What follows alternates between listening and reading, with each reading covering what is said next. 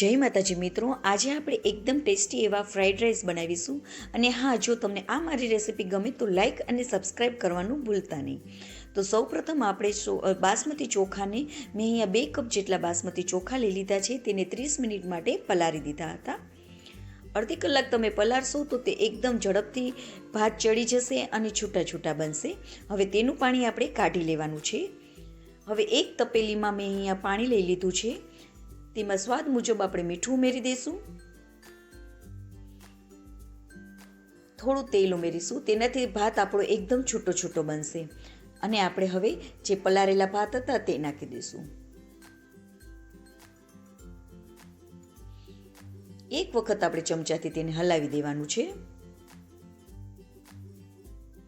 અને હવે ભાતને આપણે 80% જેટલા ચડવા દેવાના છે. તો આપણા ભાત 80% જેટલા ચડી ગયા છે. તમે જોઈ શકો છો. જો સરળતાથી આપણે ચોખા આપણા આવી રીતે તૂટી જતા હોય તો આપણા ભાત ચડી ગયા છે. 80% જેટલા ચડી ગયા છે. તો હવે ગેસની ફ્લેમને બંધ કરી દઈશું અને એક ચાળણીમાં આપણે તેને કાઢી લેવાના છે.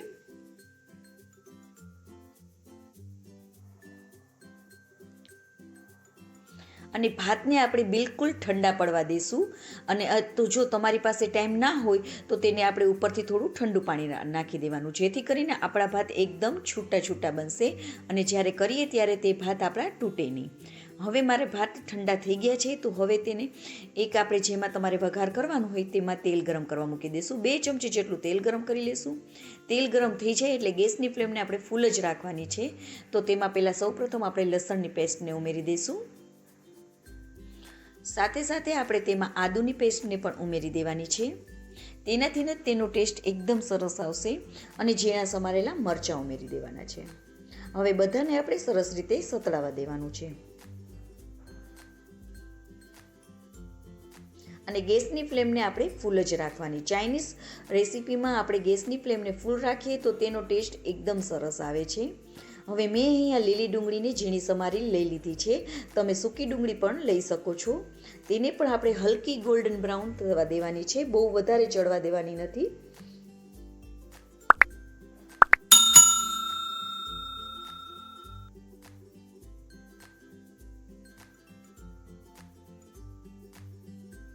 હવે તે પણ આપણી થોડી હલકી ગોલ્ડન બ્રાઉન થઈ જાય એટલે તેમાં અમે અહીંયા ઝીણા સમારેલા ગાજર નાખી દેવાના છે, કેપ્સિકમને નાખી દેવાના છે અને કોબી નાખી દેવાની છે.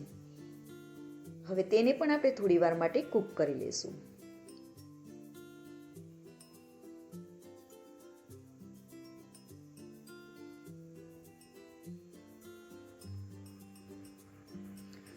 તેમાં આપણે સ્વાદ મુજબ થોડું મીઠું ઉમેરી દઈશું અને તેને હલાવી લેશું.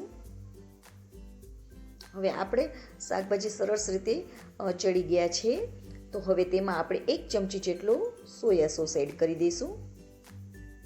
સાથે આપણે ચીલી સોસ પણ એડ કરીશું. તમારા સ્વાદ મુજબ તમે વધુ ઓછું કરી શકો છો.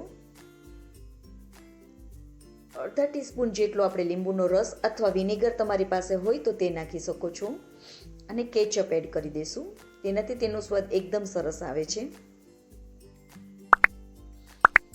હવે તેને પણ આપણે આ બધા સોસને પણ 1 મિનિટ માટે આપણે ચડવા દેવાના છે.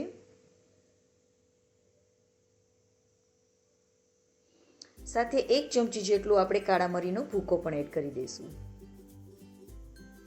હવે બધાને સરસ રીતે આપણે થોડી વાર માટે ચડવા દઈશું. તે ચડી જાય એટલે આપણે જે ભાતને બોઇલ કરેલા હતા તે નાખી દઈશું. આપણે હંમેશા ભાતને ઠંડા કરીને જ નાખવાના, જેથી કરીને તે એકદમ છૂટા છૂટા થશે અને ભાંગશે પણ નહીં તમારા. અને હળવે હાથેથી હવે તેને ઉપરથી નીચેથી ઉપરની સાઈડ આપણે તેને હલાવવાના છે, જેથી કરીને તે તૂટે નહીં. અને મેં અહીંયા લીલી ડુંગળીના પાછળનો જે લીલા ભાગ હોય તે નાખી દીધો છે. તમારી પાસે ના હોય તો તમે તેને કોથમીર પણ તમે એડ કરી શકો છો. હવે તેને આપણે હળવા હાથે નીચેથી ઉપરની સાઈડ મિક્સ કરવાના છે. તો આપણા વેજ ફ્રાઈડ રાઈસ રેડી થઈ ગયા છે, જે એકદમ ટેસ્ટી બન્યા છે અને એકદમ હોટલના સ્વાદને પણ તમે ભૂલી જશો જો તમે આવી રીતે બનાવશો તો.